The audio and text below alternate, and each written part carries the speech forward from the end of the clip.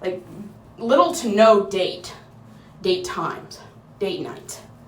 Having them in the same house at the same time while awake just didn't happen a lot, because in Alaska, men would be gone for weeks at a time, working up on the slope, working on the oil rigs, construction, hunters, all kinds of truckers.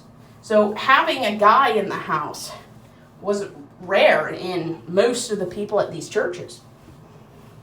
And I'd say the majority of these guys were not the date kind of guy. The way their wives swore at them behind their backs, I don't know how they were still married. It's very telling when a church, when a denomination views men as being alpha. Alphas are very, very type A personality. They are go-getters.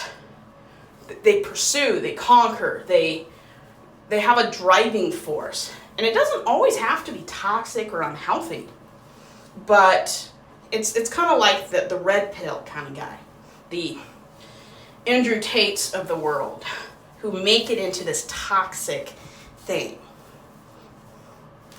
And it's not a bad thing to be an alpha male, as long as you're not changing who you are to be an alpha male. Very few movies or television have I seen where a father or a husband stays at home and does the female part of domestic labor. It's rare.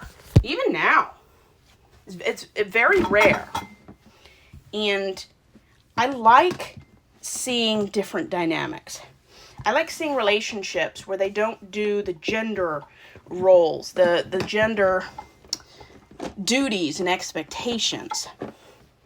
They come up with who's skilled at what, and they go from there.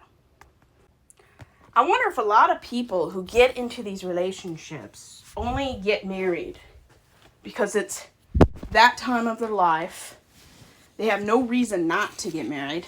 And if they want to get up in senior leadership and be respected, you had to get married. You had to show that you had what it took to be what they consider a man and an adult. I mean, women couldn't get jobs, even teaching older women, unless you were married.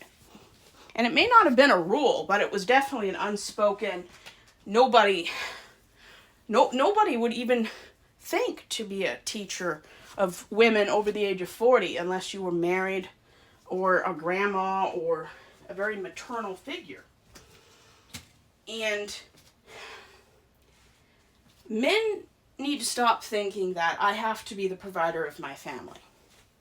Men need to start thinking, how can I provide for myself? How can I provide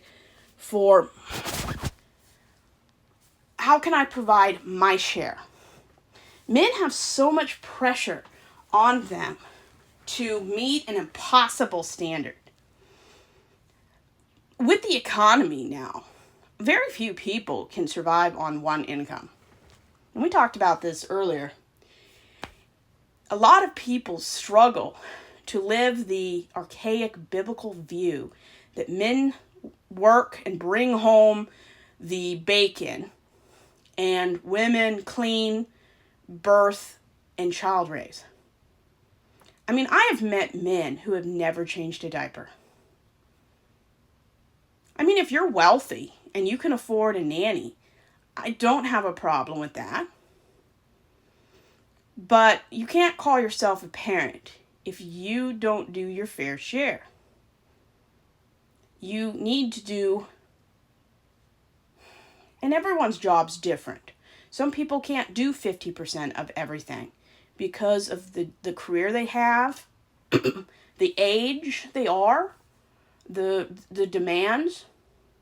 So you can't always do 50-50 in domestic labor because everyone's lives are different. But if you can't do 50% of